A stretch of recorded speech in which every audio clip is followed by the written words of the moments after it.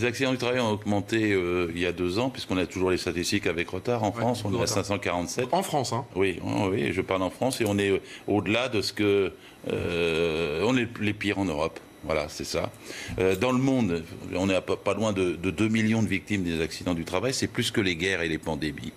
Et les maladies professionnelles sont très difficiles à calculer, tellement elles sont nombreuses et variées, si j'ose dire. Alors justement, quelles sont les maladies principales? Si je reviens en France, en France, c'est les TMS, c'est les troubles musculo-squelettiques qui sont en premier. Quand les gens ont toujours le même geste, à la fin, le poignet marche plus, l'autre poignet marche plus, et les gens attendent jusqu'au dernier moment pour des tas de raisons. C'est que c'est mal remboursé, si j'ose dire, c'est mal assuré, et donc on va finir dans la misère, et donc on va jusqu'au bout de la souffrance pour essayer de ne pas tomber dans des conditions où on a des indemnités dégradées et où on ne peut plus vivre. Donc les gens vont jusqu'au bout. Et puis que maintenant, malheureusement, l'âge de la retraite est reculé. Ça n'empêche pas 2 sur 3 d'être mis hors du boulot à partir de 55 ans. Mais comment vous travaillez, vous, à 62, 63 ans, 64 ans maintenant? Le corps humain, il n'a pas changé. Hein. Il est toujours la même chose. Et à partir de 55 ans, évidemment, c'est difficile. Et puis... il y a 4500 handicapés du travail chaque année. En France. C'est des souffrances, ça va de main coupée. Moi, le premier accident du travail sur lequel j'avais enquêté, quand j'étais inspecteur du travail il y a 30 ans, c'était doigt gelé.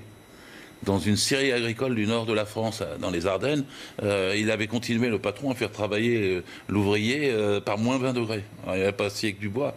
Je dis ça avec tristesse.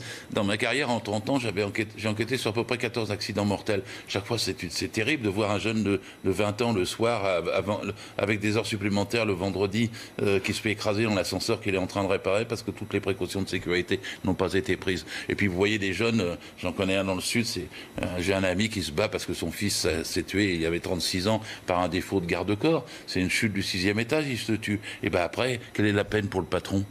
Parfois, c'est 3000 € d'amende ou des sanctions symboliques, alors que souvent c'est la faute inexcusable de l'employeur qui veut aller vite pour gagner plus d'argent. Donc il faut en fait plus de droits face aux accidents du travail. Il ne faut pas moins de code du travail, il faut plus de code du travail. Il ne faut pas alléger la loi, il faut plus de loi. Faut pas... en gros... il faut mettre la pression sur les entreprises et pas l'alléger, contrairement à la mode qui est en cours. Le Code du travail, il est inspiré des droits de l'homme. La Déclaration universelle des droits de l'homme, ce n'est pas un droit des entreprises, c'est un droit des hommes et des femmes qui sont au travail.